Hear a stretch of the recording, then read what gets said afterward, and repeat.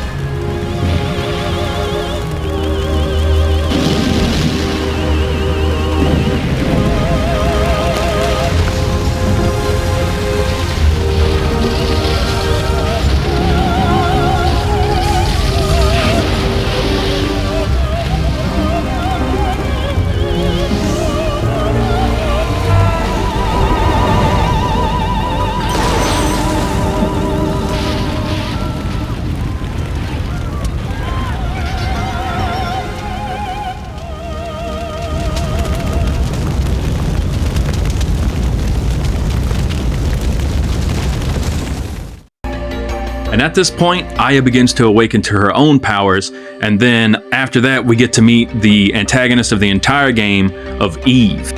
And because Aya is, for whatever reason, different and gaining powers, she's not set on fire, and she can actually fight Eve, even though Eve is transforming into this massive, ridiculously cool looking monster. Once you finish this part, spoiler, you learn that Aya's sister Maya was in an accident when they were younger and died along with their mother, and Aya's organs were transplanted, specifically I think her liver, into a woman named Melissa, or little girl at the time, and her cells contained mitochondria that contained Eve, and then Eve would eventually rebel and go up and try to take over her human masters, as she wants the mitochondria to take over the earth, while Aya's cells, on the other hand, would rebel against Eve's cells and protect her, and that would in turn give her her special powers and the resistance to whatever Eve's powers would do. And as the game goes on, Eve goes around doing more and more messed up stuff that Aya has to chase her down and stop her from, and eventually it ends up in a way that you find out that Eve wants to create the ultimate being, and then Aya chooses to side with humans, and her powers continue to grow as you eventually find out that Aya is Eve's natural predator. And it all culminates into a big fight that happens at the torn down site of the Statue of Liberty, and then ends with a massive Hollywood Michael Bay explosion on a boat to kill the main, it's not the main thing, but like the final boss bad guy.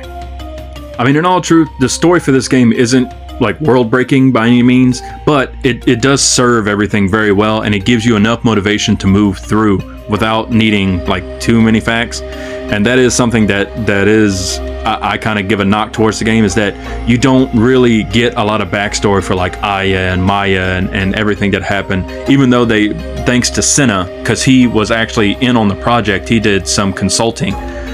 We got a lot of information that was given to you in the book prior. But I will say, I think they did a good job with the side characters, like especially Daniel. Daniel's very likable. He's Aya's partner. He's a family man.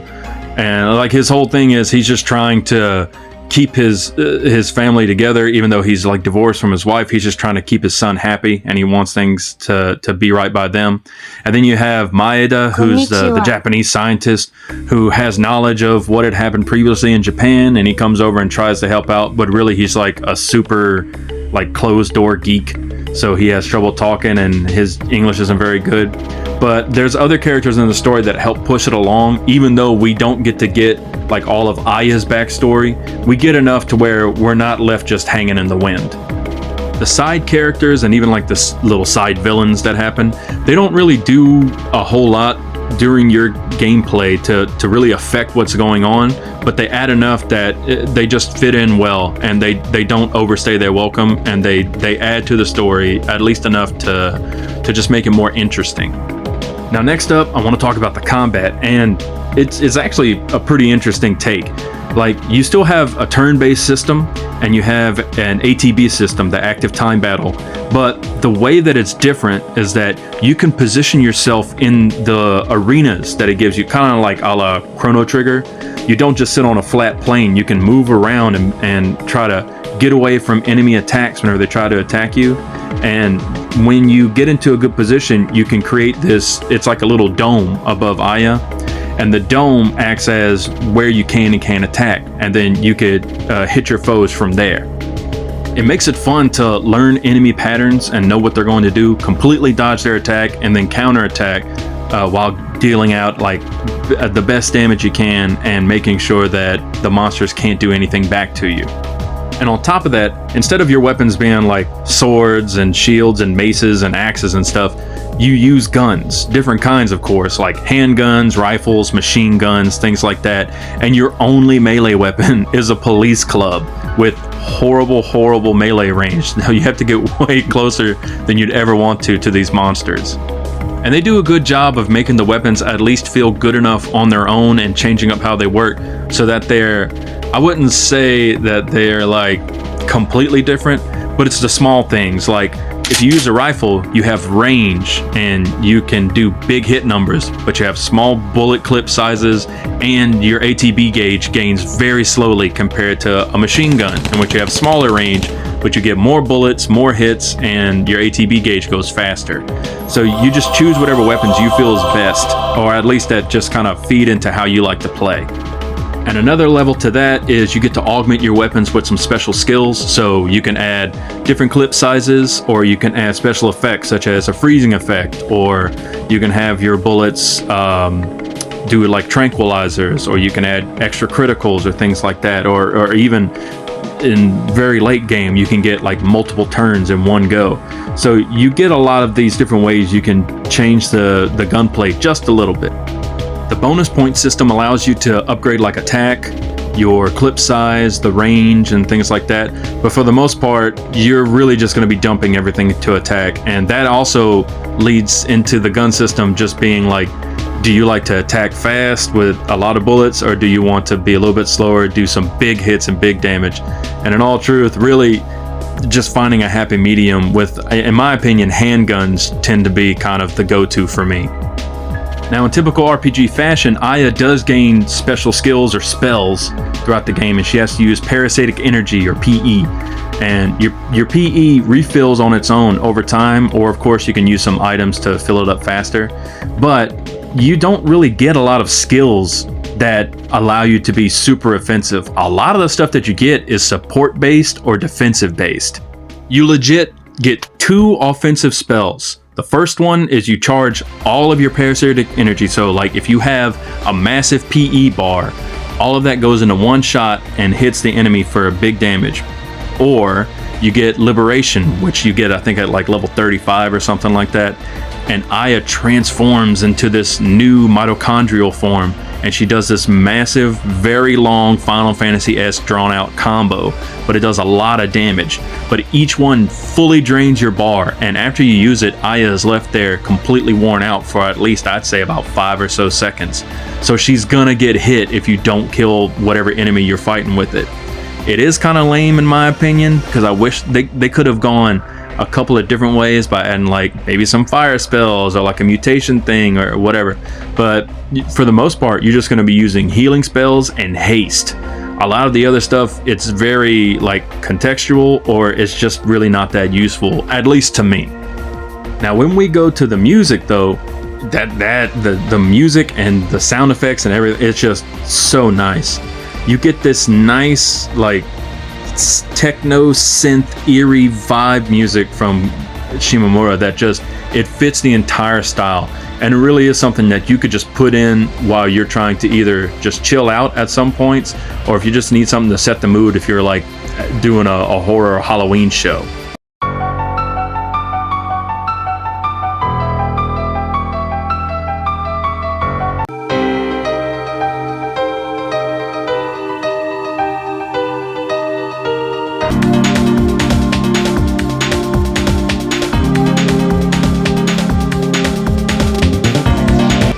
And if you really pay attention to it and kind of line it up next to some of her other work, like let's say Mario RPG that she was on, you'll actually find some themes are kind of similar.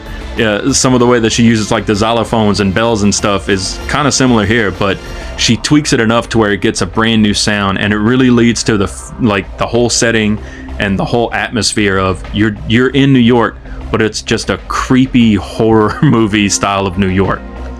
Visually, the game looks really good, like even now, because all the backgrounds are pre-rendered, they all have a specific look to them that doesn't really degrade over time.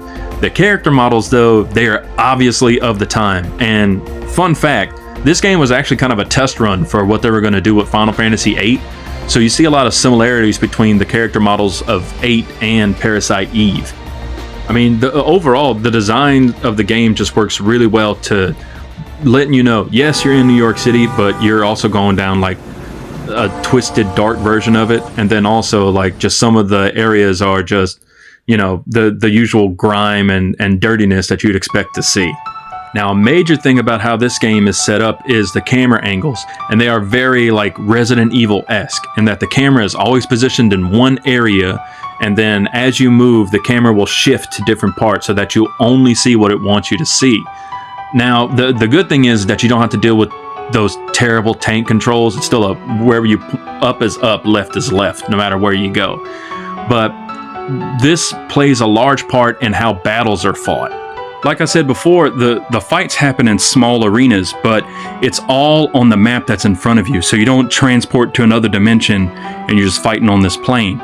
Now, wherever the camera is, that's where the arena is going to be set.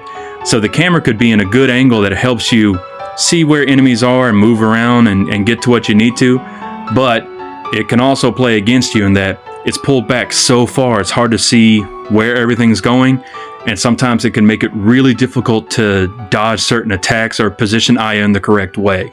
Now, the cutscenes that happen in this game are also very top notch. Like, of course, yeah, it's dated because they're going for, on top of like the sci-fi horror stuff, they're trying to go for a more realistic look on a lot of things. So of course, when you look at it now, it's like, wow, that looks horrible. But for the time, like, these were some very well made, they call them FMVs, or the CG. It was really nice, and each one plays into it, like especially like the F-18s that are just flying through the city and not running into anything, and then eventually one of them crashes on top of a building a la Die Hard with the helicopter, and Aya has to jump off. I mean, they really just play into, this is supposed to be like a blockbuster movie type thing, and it works out fantastic in my opinion. Now, even though I generally give this game praise throughout the whole thing, as it sits as one of my most favorite RPGs of all time, like not the best, but it's on the list, there are just quite a few things that, having played it over time and so many times, I do just find either annoying, or I just find like they should have fixed this.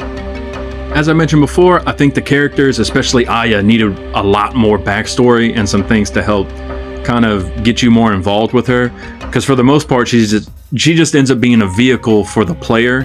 But you know, if you do that, you kind of want to leave that character a little ambiguous, let you name them, do some different things. But Aya has like a background, she has a voice, she has a direction.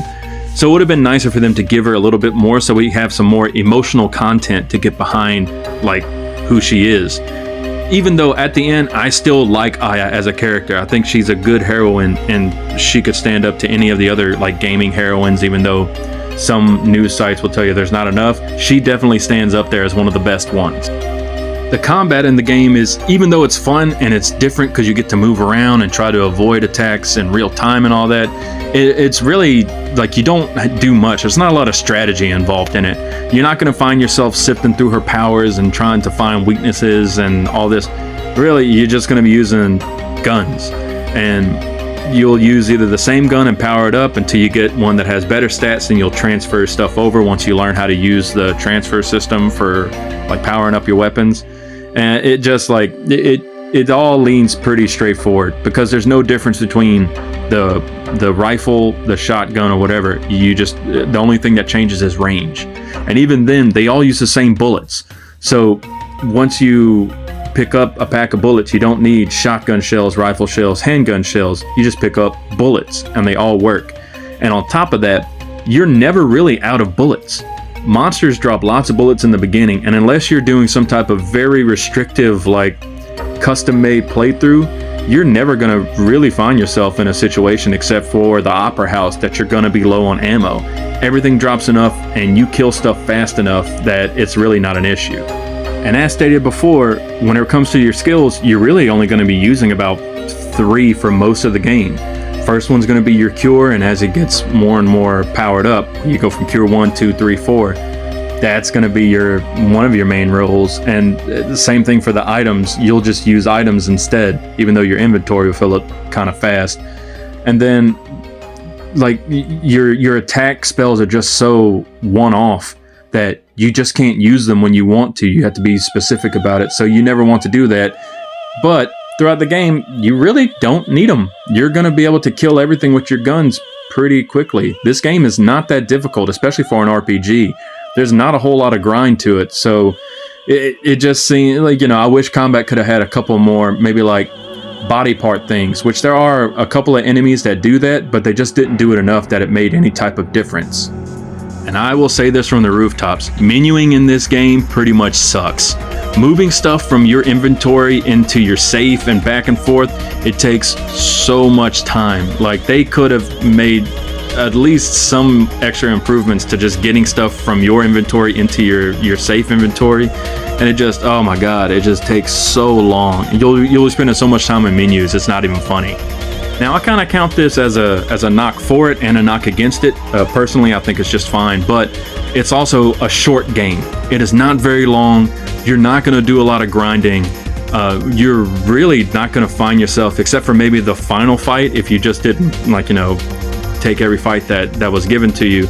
You're not really going to find yourself in a bad situation. Your guns will generally be strong enough. The game gives you what you need, and as long as you do some basic exploration, Aya will be powered enough. And with all that said, this game is only about 10 to 12 hours, especially if you know what you're doing. You can go sub 10. I personally like it because it's short, sweet, and it gets to the point.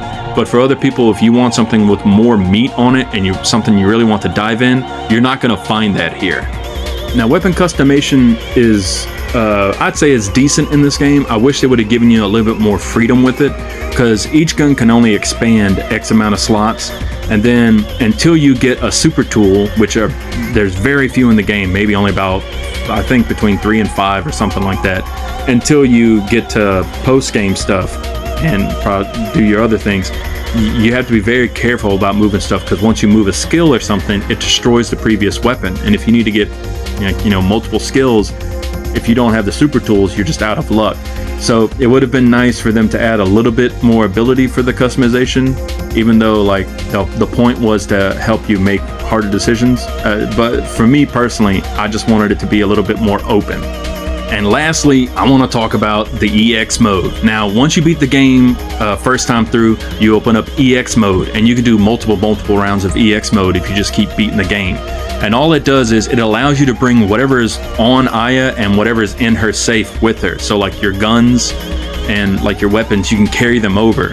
Aya will start back at level 1, but you'll have all your equipment. And in this game, your equipment is basically everything. Like, yeah, Aya levels, but her stats really don't impact her as much as the equipment that she has does. Now, the good thing is you get to bring all your stuff over, but the bad thing is that it makes the game completely trivial. you will have no issue running back through the game because you're playing with all in-game stuff. You can just go straight, almost completely straight back to the end of the game and just beat it again if you want. But the thing that opens up in EX mode is the extra dungeon for the Chrysler building. Now, the Chrysler building is 70 floors. I'll say that again. 70 floors. Of just random floor layouts until you get to a boss floor. And every floor has a special item room that has some of the best equipment and weapons that you can get in the game. Now, when you start at the lower levels, everything's going to be very, very easy because you're starting with your weapons from the last game. So the only thing that's going to hurt you is Aya's level, in which the best way to go about this is to go to the story until you get to, I think, day 5. And basically you want to get to where you beat the zombie T-Rex monster in the game. And after that, you want to go to the Chrysler building because then you'll be around level 34, 35-ish. You'll have all your skills and she'll have enough levels and HP to help her through it. Now, as I said, every floor is randomized, so you'll have the same tiles, which is... I really hate that they all look exactly the same. There's very few differences depending on when you hit corners or like different blockages, but it's literally the same tiles randomized for each one. Your main goal should be to find the item room and then find the stairs and then go once you find the item room. It's literally the same thing for 70 straight floors. But every 10 floors, you get a boss level. Now, the boss levels are the only places that they don't randomize the tiles. It has a very set layout. If you go online, you can find many people have created walkthroughs, at least for the boss levels. But everything after that, it is a random tile set. So you don't know what you're going to get. Sometimes you'll find the item room in like 2 areas, and then other times it takes you like 20 minutes searching every corner just to get to the item room and then find your way back to get to the stairs. And the bosses that you face in this place are really just reskinned bosses from the main game. They're a different color. Their attack speed might be cranked up or their damage is like way out the roof. But it's really, you're just fighting a lot of the same stuff, just, different colors, so it's a little bit stronger. There's only about 3 unique bosses, well, 4 if you count like the final boss, that you'll fight in the Chrysler building. And even then, by the time you get to them, if you will have gotten like some better equipment and things like that, and if you would have gotten enough cards to give to Wayne so that you have the unlimited tools and then the unlimited super tool and things like that, by the time you get to them, you can wipe them out pretty fast. And if you did the side to where you got the special junk weapon, especially the machine gun, you are going to run roughshod over 96% of the stuff you're going to face in the Chrysler building. Now, once you get to the top of the Chrysler building, you get to fight the special boss, and this actually ends up being like a special secondary ending for the game. And the special boss is, spoilers, it's Maya. Apparently, Eve still lived within Maya's body after she died, and she decided to take over the Chrysler building, shove her tentacles all the way to the top, and create a kind of an artificial womb for Maya at the top and rebuilt her body. And then the final fight is you fighting Maya in her mitochondrial form, which is, it looks exactly the same as Liberation that Aya can do. The fight is, I wouldn't say it's super easy, but it's really not that challenging because by the time you get there, you are packing some of the best stuff in the game. And if you've spent your points right and just dumped everything into attack, you're gonna run her over pretty hard. And in all truth, in my opinion, this secondary ending kind of sucks. All it does is Eve and Maya's body fights, and then afterwards she tries to take over Aya's body because she's like, oh, Aya's really the strongest now. And then Aya's like, well, I'm gonna fight back. And then you find out that it was Maya's cells in Aya's body that was like, oh, I gotta protect my sister. And then she shoves Eve out, and then you take over, and then that's it. That's the end of the game. It's nowhere near as cool as at the end, to where you fight on a like desecrated Statue of Liberty, and then you fight the ultimate being on a warship, and then you have to blow up the warship to kill the ultimate being after you shoot Aya's cells into its body. It's comparatively very anticlimactic, and you get nothing for it. You don't get EX mode again after you beat Maya. That's literally, it just ends the game right there. And in all honesty, as someone who slogged, and I do mean slogged, through the 70 floors of the final extra dungeon, I don't think it's worth it. Yes, you get some really strong items and weapons, and you get some stuff that gives you, like, the unlimited tools and all that. It's great, it's fantastic. But, like, even if you don't do that, you are just destroying the game. It's not even close to being a problem. So doing this dungeon is really if you really enjoy the game. And we're going to be honest here. The combat isn't enough to keep you enthralled to do this over and over again. In all truth, if you do the Chrysler building once, you're only going to do it again if you're a masochist. Because it's slow. It's prodding. You're looking at the same things over and over again. You're fighting the same bosses, and you're only getting slightly different loot because the loot is randomized per room as well. It's really not worth it past the one-time playthrough. And then after that, the whole game is so easy, you might as well just start a brand new game just to give you some type of challenge. Now, even after saying that, I still would recommend this game to any person that's looking to get into like some fun RPGs, or if you love RPGs already, this is a nice little derivative. It's not your typical RPG. It's not going to follow the same beats, and it's very unique in its presentation and the way that it likes to do things. It's entertaining, it doesn't have a very long runtime, and it doesn't require you to sink in hundreds of hours. It's very straight to the point, and it's a fun ride from beginning to end. And I just think, even nowadays, you can't find a game like this. Well, I say that, and then recently they announced a new indie game that's coming up that's literally the next Parasite Eve. At least the next Parasite Eve 1. Parasite Eve 2, I'm going to talk about later, and I'm just going to let you know I'm not a fan of that one. And that's the game that kind of torpedoed the series, because Senna, the novelist, the author who wrote the book, he was not happy with Parasite Eve 2, and it just destroyed the series after that. But I mean, it really is nice to see that Square was willing to experiment, because now they just don't do that anymore. Like, they are a company of, we're going to make these hyper expensive, hyper costly games that need to sell millions upon millions upon millions of units, or it's a failure. And I think it's sad, because you got to see with this game and others like it, you got to see what Square used to be about being creative and trying to push things. And nowadays they have shareholders, and they have to meet those. And their philosophy of creating these massive budget games just isn't going to work. And they should really go back to making some fun things like this.